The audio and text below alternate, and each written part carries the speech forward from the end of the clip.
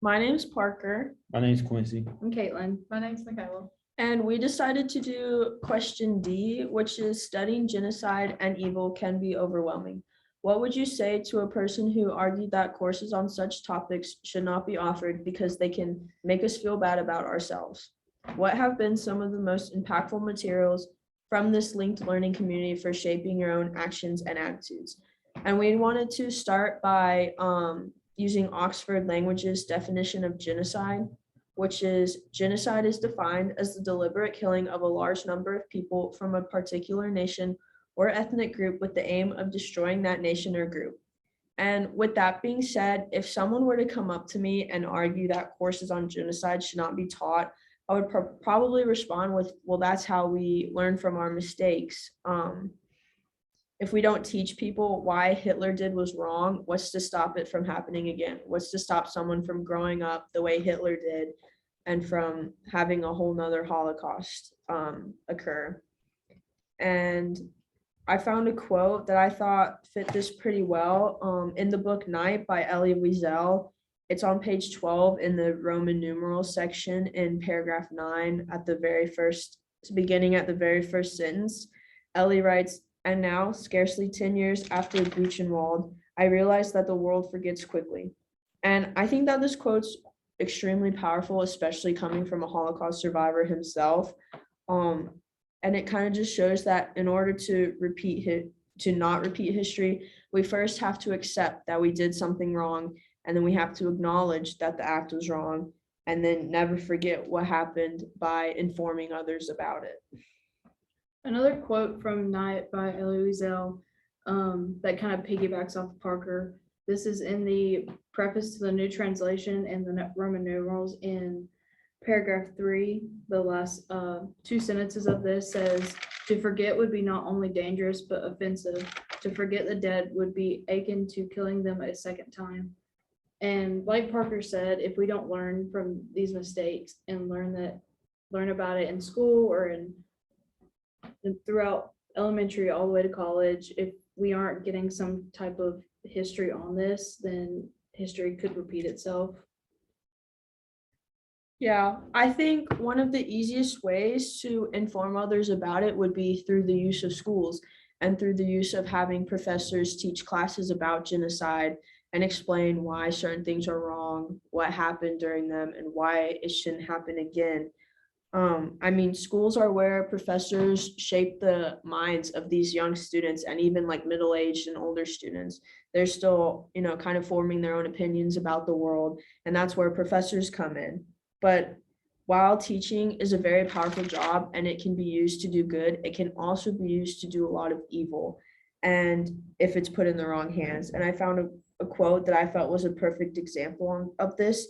It's on page 52 in An Ordinary Man, which is an autobiography written by Paul Rusesabagina. Paul writes about how he heard a teacher who was brainwashing her students into hating the Hutus, and the broadcast he was listening to stated that Jean is a sixth form teacher at Maramba in Muyaga commune. Jean is not doing good things in this school. Indeed, it has been noted that she's the cause of the bad atmosphere in the classes she teaches. She urges her students to hate the Hutus. These children spend the entire day at that, and it corrupts their minds. We hereby warn this woman named Jean, and indeed the people of Muyaga, who are well known for their courage, should warn her. She is a security threat for the commune. I think once those children have formed an opinion or belief about something, it's very hard to change their minds, especially when that opinion or that belief came from a professor who they trust to give them the right kind of information.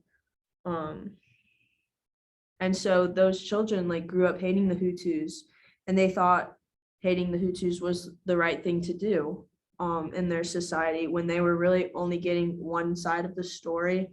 And I think that kind of hatred and ugliness is very dangerous when it comes to genocide specifically. Going off of what Parker said, if you don't have courses on genocide and don't teach what genocide is, then how are younger generations going to understand what's going on right now and in history? Because we don't want history to repeat again. I think people honestly take things differently, and that's okay, but we also need to teach our kids to understand what goes on before their time and their generation. A quote from the book Night that Elie Wiesel says in chapter 8, page 105, I knew that I was no longer arguing with him, but with death itself, with death that he had already chosen. What would happen when you die and can't help or be there for your children if something like the Holocaust were to happen again? It could all be prevented if genocide is just taught in schools. The topic of genocide can be used as a springboard for the discussion of human and civil rights issues. The examination of genocide itself allows students to experience one of the main purposes of education in the U.S., which is to study what it means to be a conscientious citizen. Genocide, ethnic cleansing, and even terrorist acts are sensitive subjects, and they can trigger strong emotions and reactions from the students from young to our age now. Because of this, it's critical to have a solid understanding of the historical facts in order to avoid this. Enriching the students' knowledge on genocide and the Holocaust can help to eliminate the ignorance, denial, racism, and anti-Semitism and the prejudice. And if our generation is taught not to hate, then these sorts of activities shouldn't be repeated throughout the future. And a quote I have to kind of go with this from An Ordinary Man from chapter 11, page 202, it says, kindness is not an illusion and violence is not a rule. The true resting state of human affairs is not represented by a man hacking his neighbor into pieces with a machete.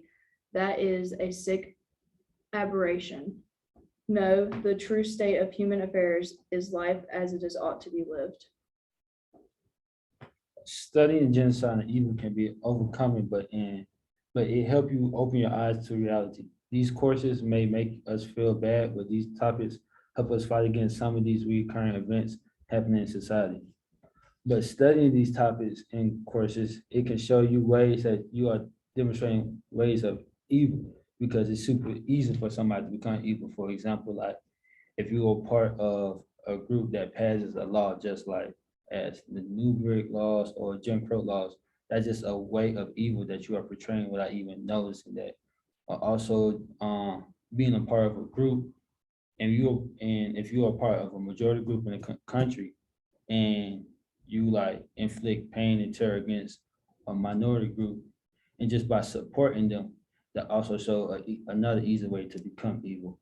And when studying genocide, you will quickly come to the understanding that most of these genocides happen because of political positioning. With that understanding, you will be quicker to fight for the people who are being basically picked on or mistreated. In The Ordinary Man, Paul said, there is no cause in the world more righteously embraced than our own when we feel someone has wronged us. Basically stating that the people who are being mistreated righteously embrace the mistreatment. So studying these topics will give us a point of view of their reality and will make us help them out quickly, like how we are doing in Ukraine. So one of the most impactful materials for shaping my own attitude and actions that we've used during this linked course would be when we read Harold Kushner's book titled When Bad Things Happen to Good People. It happened when Kushner wrote, "We may not ever understand why we suffer or be able to control the forces that cause our suffering, but we can have a lot to say about what suffering does to us and what sort of people we become because of it. Pain makes some people bitter and envious. It makes others sensitive and compassionate. It is the result, not the cause, of pain that makes some experiences of pain meaningful and others empty and destructive." And this quote really struck out to me because I personally know how I react to suffering and how those close to me react to suffering. And I think the way that you react says a lot about a person. I personally choose not to like throw things and break things, because to me that just adds more suffering to what I'm already going through. And it just doesn't make sense to me to put myself through more suffering. So instead, I just let myself grieve for a while, and then I'm ready. I'll pull myself together and get on with the day. But I'll make sure like never to forget about what happened, because I think that makes you a lot like mentally stronger and mentally tougher. Especially when like you don't forget about what you've gone through. And I think that's what makes these Holocaust survivors extremely tough, is that while yes, they did go through the Holocaust, they never forgot about it. Like that was a really hard time for them. That was a really bad time for them, and they never forgot about it. And they're trying to help other people not forget about it. So that's why I think it's really important to teach like genocide courses in classes, so that no one forgets about what has been happening. One of the most impactful materials from this link course for me also comes from Kushner, like Parker's, and it's a quote from When Bad Things Happen to Good People. It says, "Pain is the price we pay for being alive.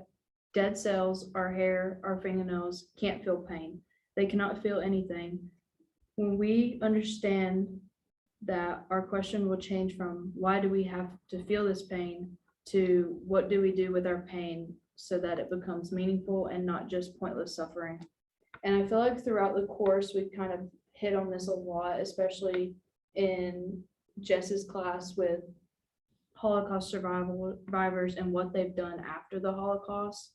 And some of them have obviously became writers, they became artists, and just people who impact other people's life because of their suffering and everything they went through, that can potentially help other people and may even just help themselves. Like helping others helps themselves get through that and turn this suffering into something beautiful and meaningful, and just not let it be that pain that they used to feel. So for me, I enjoy drawing, music, art, and I try to take things that I'm going through in my life and turn it into my art, or find a song that I really like and listen to it, or even share it with my friends. And even just getting tattoos that represent something in my life that I might have went through. Krishna also stated a quote in the YouTube video that I thought was pretty neat. He said, "We heard all the conventional answers, the explanations, the justifications that tried to make sense of tragedy, but none of them made us feel any better." And basically, he was trying to say that we tried to justify and explain our tragedy from evil from a religious aspect, and try to understand why God allowed bad things to happen to us. But allowing the younger generation to not only understand how God doesn't intervene with our reality, but also teach the younger generation ways we can avoid long-term tragedies that can lead to extinction in minority groups. Also with an understanding of like the 10 steps to genocide that you will learn from taking classes like these, which I think you will see ways countries push towards acts of genocide and maybe passing a certain law that give another group advantage over the other. I think some other really important people, like obviously the Holocaust survivors are super important, but I think the people who were photographers and the artists who like went to these campsites during this time and took pictures like when they could, and not get in trouble for it, or the people like the kids who drew art, are also really good keepsakes to have to help teach. I know Jess showed us like that website with all the memorials, but she also showed us a website with like where kids had drawn pictures, I believe, with different kinds of, or maybe it was a I project. think it might have been Kat's presentation, Yeah. showed us like all the different images people either drew during or after the Holocaust. And it just showed from what they saw from their point of view, looking out, or even people from the outside looking in, seeing what was going on at that time. That's what I meant to say. But another text that I found that helped shape that helped to shape my own attitudes and actions was titled The Problem of Evil for Atheists, which was written by Eugene Nagasawa. And in this text on page 151, heading 6.2, the author wrote, "In this cruel, blind system, the weaker are eliminated, and even the survivors will eventually die, often painfully and miserably." And I kind of took this quote to be similar to what my beliefs and attitudes are. I agree with the statement that weaker people don't last as long. And so that's just kind of why I try to stay strong when I'm suffering and with whatever I'm going through. Because even though like eventually we'll all die, at least I won't just constantly be thinking about the suffering and just always feeling bad for myself that I'm going through this, when instead I could be doing something and changing the way I think. And so that's why like I give myself a little bit of time to grieve or just do whatever I need to do, and then I get right back in it. I get going with my life. And the hope is that because of this, I'll live like a fuller and happier life because of how I've handled such various situations. Going off of Parker, the quote she said, it raises a challenge to theism because evil of the biological system. And as it says in there, it can be incompatible with the existence of a morally perfect God. A quote that I also got from The Problem of Evil for Atheists by Nagasawa was, "For approximately 4 billion years, unaccountably many organisms have competed and struggled for survival."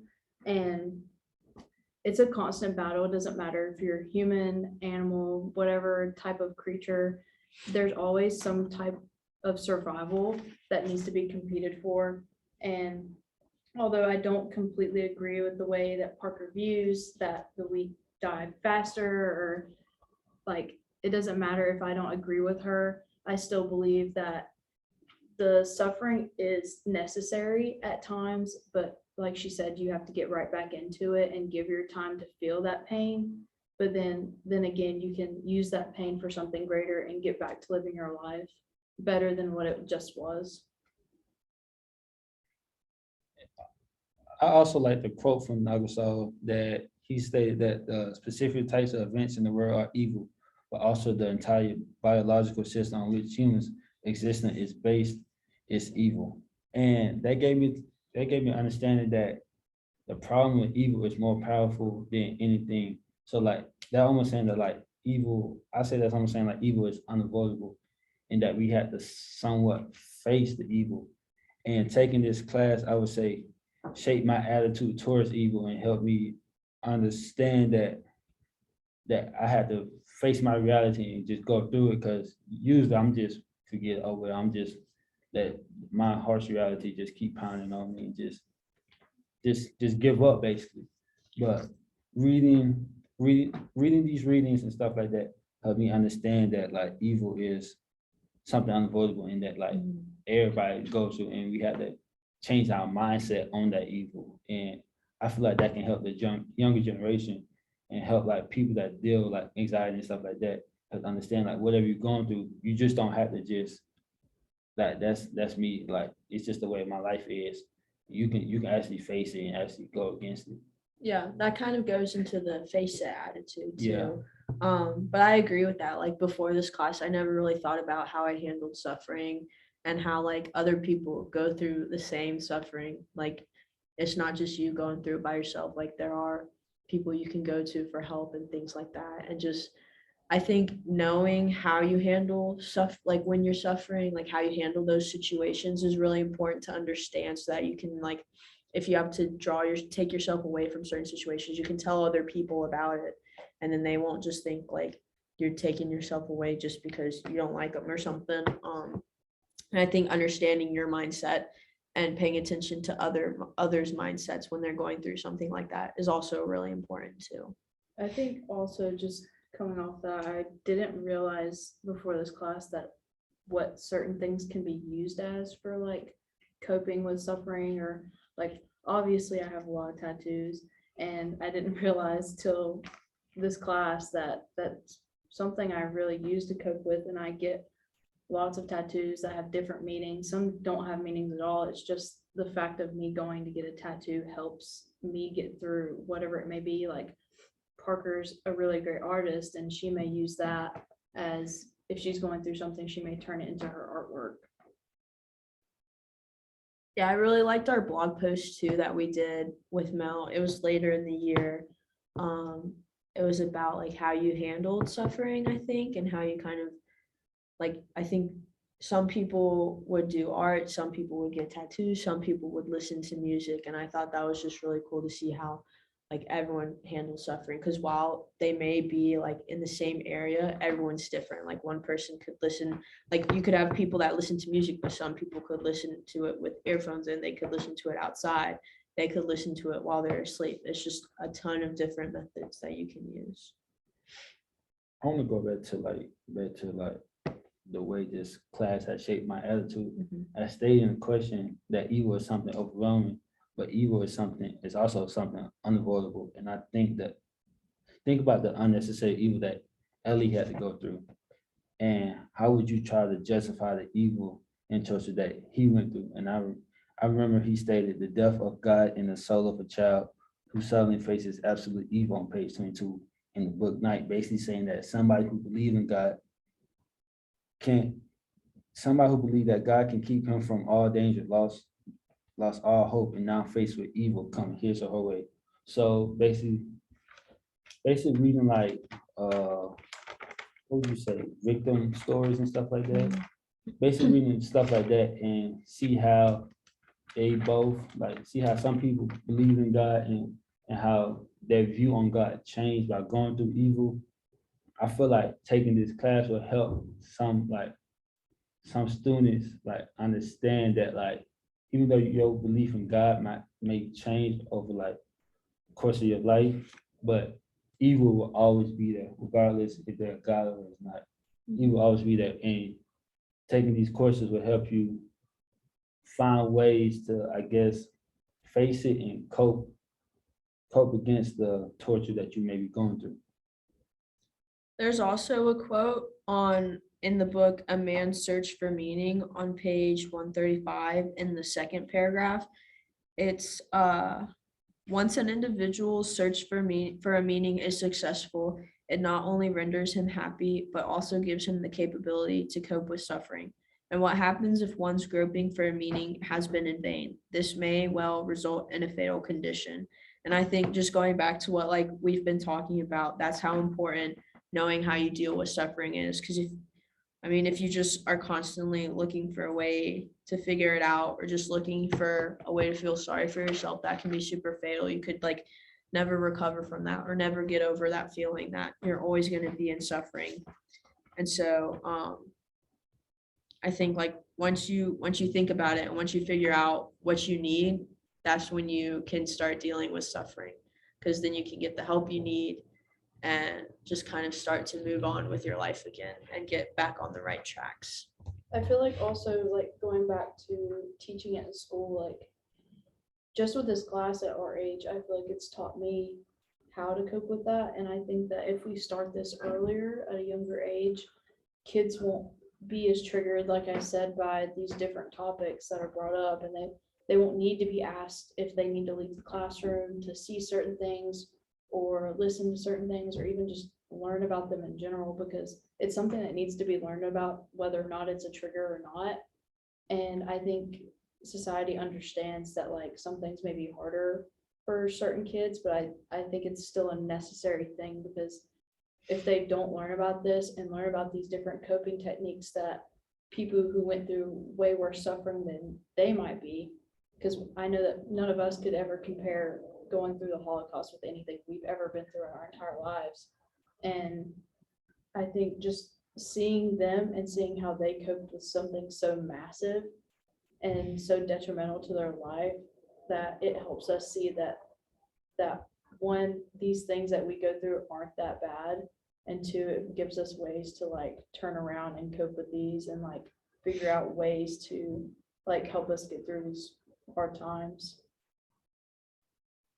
Piggybacking off what Caitlin said, how she said that this would help I said, you say it would help find ways, to to understand like what, oh wow.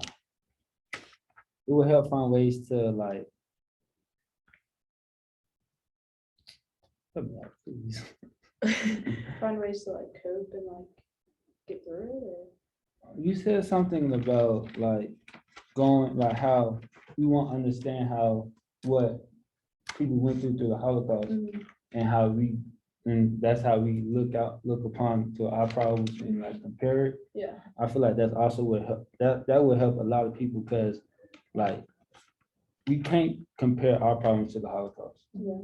And people in the young generation, if they not open to like material like this, like the night and like just learning this stuff, I feel like that would really hurt them in like the developmental stage, like going through life and just like, cause we still learning things as younger adults. And we still find ways to cope with different things.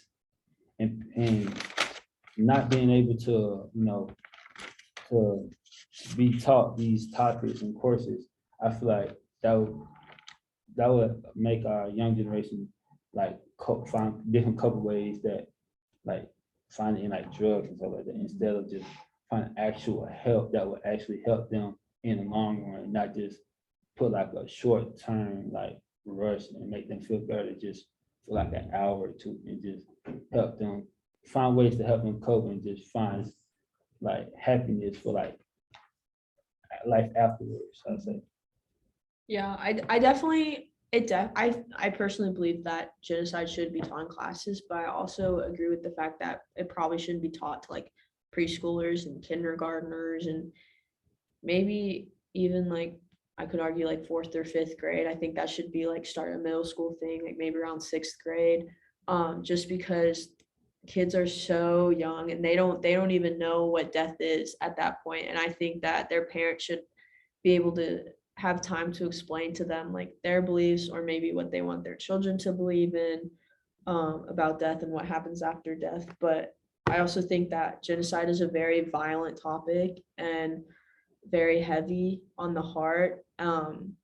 So like there's a ton of pictures and everywhere. And like once kids, especially in today's society, once kids like learn about something new and they want more information, they're gonna Google about it and they're gonna find a ton of images and videos that probably might scar them for the rest of their lives. So I think there's a very specific way that genocide in classes should be dealt with and handled.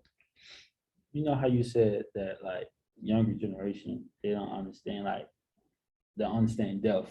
And I remember when Hotel Rwanda first came out, 2012, something like that. But I didn't really understand. Like I watched the movie with my mom and stuff because she wanted me to watch it. But I didn't really understand it until I took this course and understand like what really happened, like the amount of killings that happened.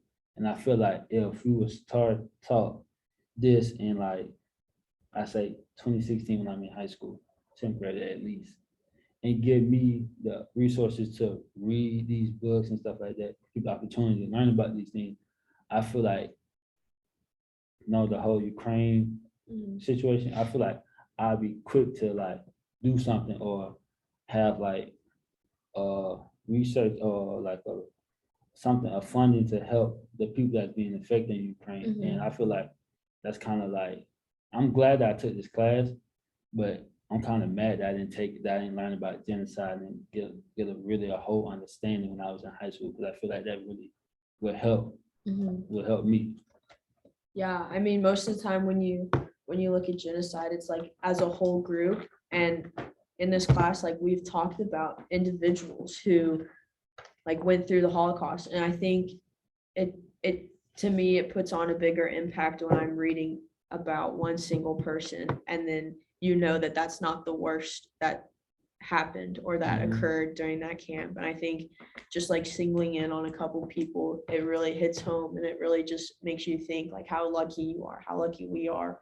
And how like you said, the Ukraine's going on, like we don't even know what's going on there. Like we'll hear stories, but we don't really know what's happening there, which is really scary that things can be hidden so easily like that. Yeah. I think just one thing that's kind of when we were talking about how not really elementary school, but more towards starting middle school, I think Mouse, I know it's banned, but like I feel like compared to some other books, I know it has some images that we talked about in class with the hangings and stuff, but I think it's a very like narrowed down, the pictures aren't real life pictures. And I think that's a book and like images that can be sat down with an adult, whether it be your teacher or a parent or any other type of adult guardian that you have. They can sit there and explain to you and break it down in these images like it is in Mouse.